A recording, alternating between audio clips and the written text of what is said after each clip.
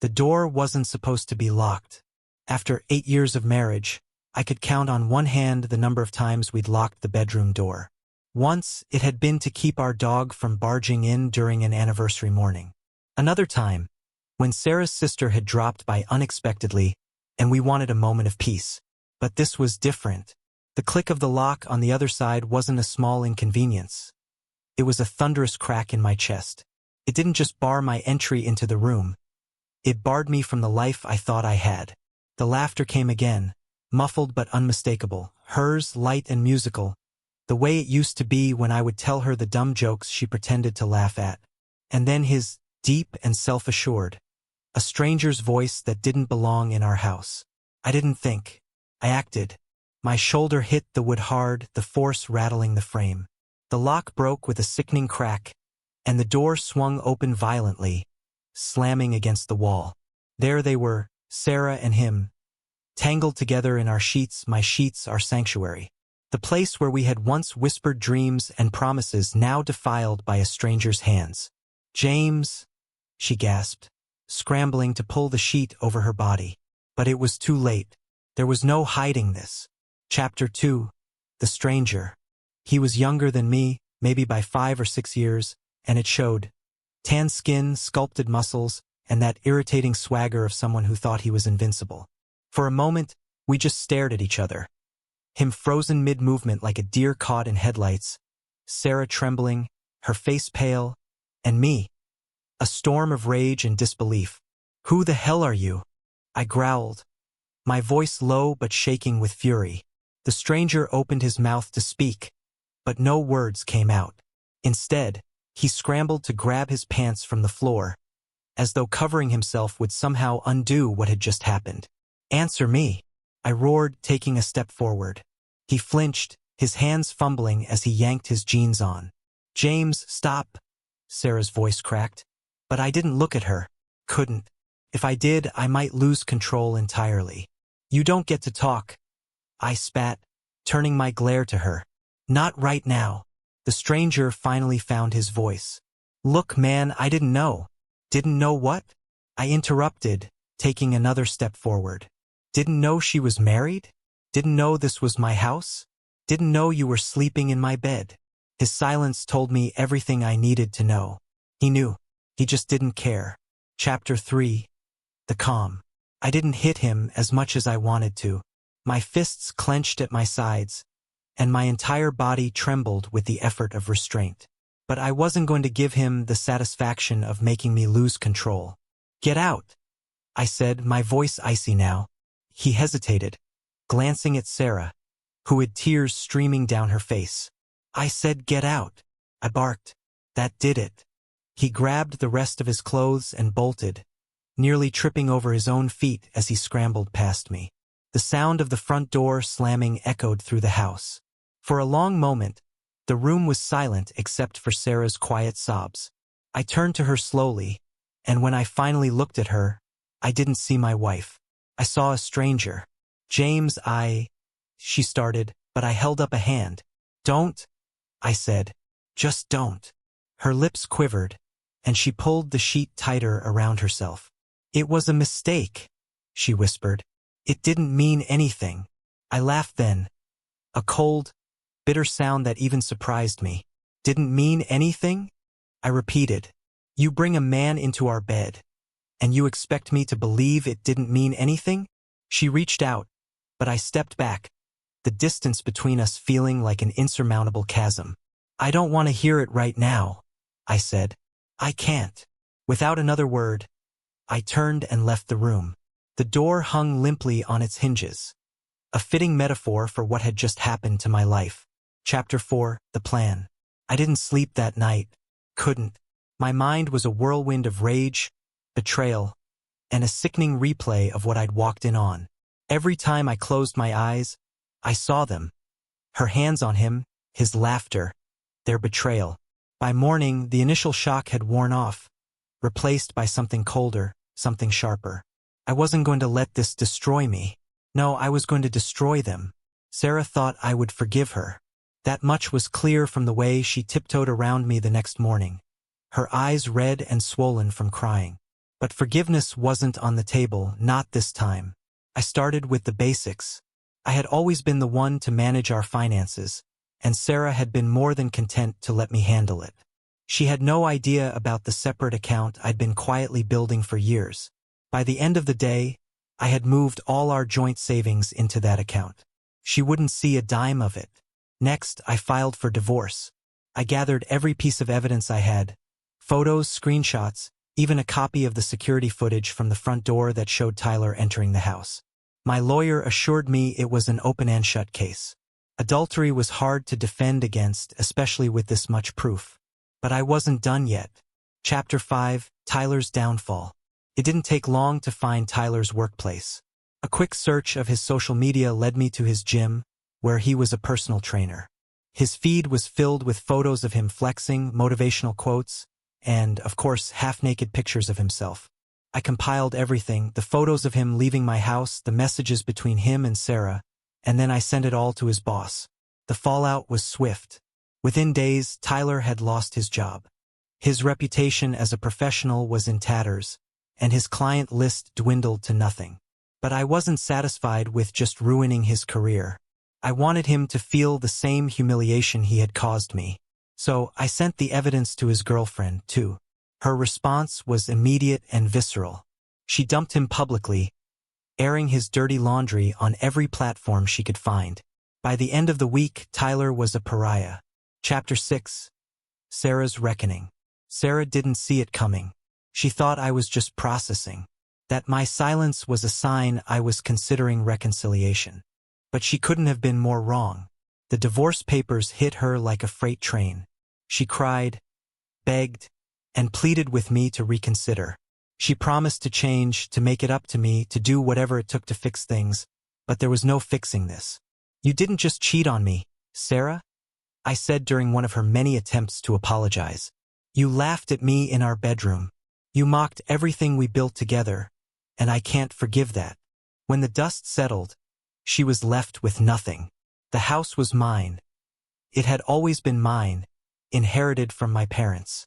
The savings were gone, tied up in accounts she had no access to, and her friends, once a tight-knit circle, distanced themselves when the truth came out. Chapter 7, Rebuilding. For months, I focused on rebuilding my life. Therapy helped, so did reconnecting with old friends and finding new hobbies. Slowly but surely, I started to feel like myself again. Revenge had been satisfying, yes, but it wasn't the end. It was the beginning of a new chapter, one where I learned to value myself and what I deserved. As for Sarah and Tyler, they became nothing more than a cautionary tale, a reminder of what happens when you betray someone who gave you everything. Chapter 8, The Aftershock. Days turned into weeks, and the house was quieter than it had ever been, but the silence didn't bring peace. Sarah had moved out the day after I served the papers. She had taken only what she could carry, leaving behind the fragments of a life we'd built together.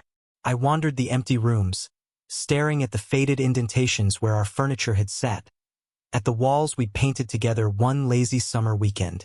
Every corner held a memory, and every memory was tainted now. But instead of drowning in the pain, I poured my energy into making the house mine again.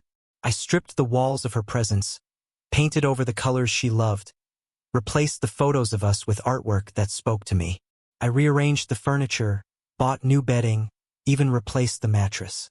Every small change felt like reclaiming a piece of myself. Chapter 9, Tyler's Spiral. Ruining Tyler's professional life had been easy, but the real damage came when the ripples spread further. His gym wasn't just his workplace. It was his identity. The moment the scandal broke, clients abandoned him, and competitors relished in tarnishing his reputation further. I kept tabs on him, not out of obsession, but to ensure he faced the full weight of what he'd done. Social media painted a vivid picture. His confident posts turned sporadic, then stopped altogether.